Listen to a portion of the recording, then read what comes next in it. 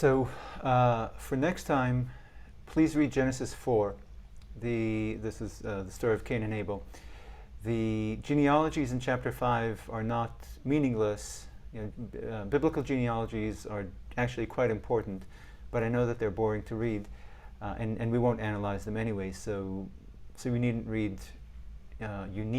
read chapter 5. However, please do read the genealogy in chapter 4.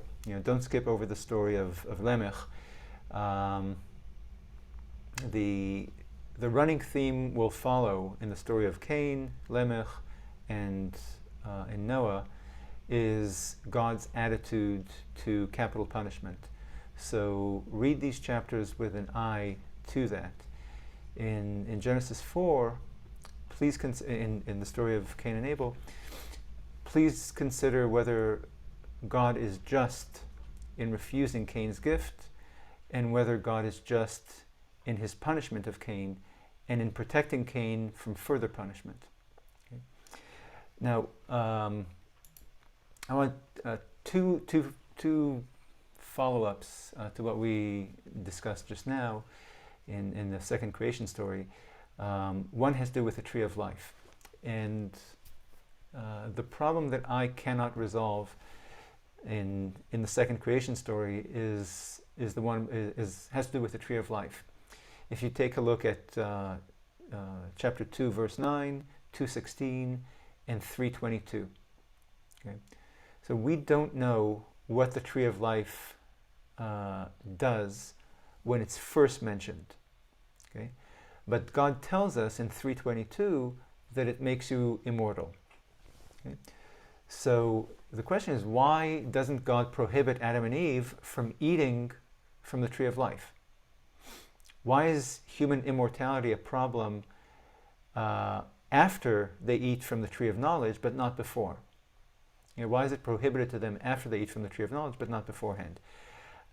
And I don't have a good answer. I don't have one, and I haven't read one in other commentaries. But okay, so I can't answer it. But perhaps the answer is in God's warning that on the day you eat from the tree of knowledge, you will die. Now we know that that did not happen. Adam and Eve went on living for 600 years or so after eating from the tree of knowledge. Okay? So perhaps God was lying, and this is what the snake tells Eve in chapter 3, verse 4, is that God is lying. You're not going to die. Okay, so maybe the snake is right. Maybe God was lying. But maybe God doesn't mean that on the day you eat from the tree of knowledge, you will die on that day. But rather that on the day you eat it, you will lose your immortality. It's a bit of a stretch, but it is possible if you read the original text. The day you eat it, you will have a death sentence. Like I said, you have to read it a bit figuratively, but it is a poetic text. So maybe God says you can eat from all the trees, including the tree of life, which will make you immortal. But if you eat from the forbidden tree, it will take away that immortality. Okay, so you can either live forever as an amoral animal that doesn't know right from wrong, or you can live a limited lifespan as a moral creature with free will. Okay, so I'm not putting money on this interpretation, but maybe that's an explanation as to why they're not forbidden from eating it before, but are forbidden after. The second or last follow-up to our discussion about moral judgment and that people gain by being made in God's image or by eating from the tree of knowledge is what to do with our moral judgment. Is the Bible's message, now that we know we're not animals because we have a moral sense, either because God made us this way or because we made ourselves this way with the fruit of knowledge, is the Bible's message that now that we know that we are not animals, that we should let our conscience guide us? Or should we put our own moral reasoning and judgment on the shelf and simply obey God's do's and don'ts, like trained animals? Okay?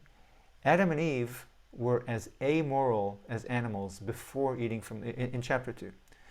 They were as amoral as animals before they ate from the forbidden fruit.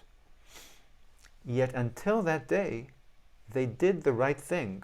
They did good by obeying God's good do's and don'ts, kind of like robots, like trained animals.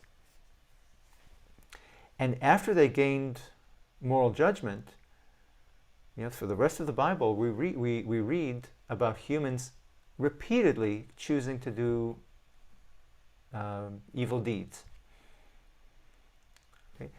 By following their best moral sense.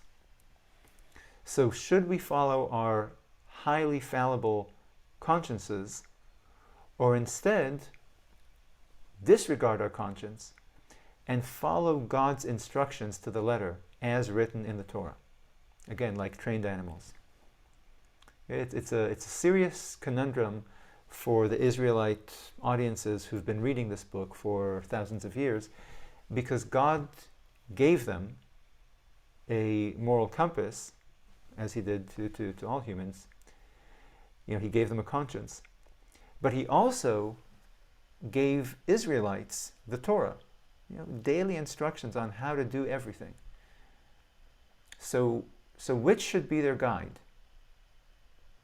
Okay, should it be the Torah, or should it be their moral sense that was implanted in them by God?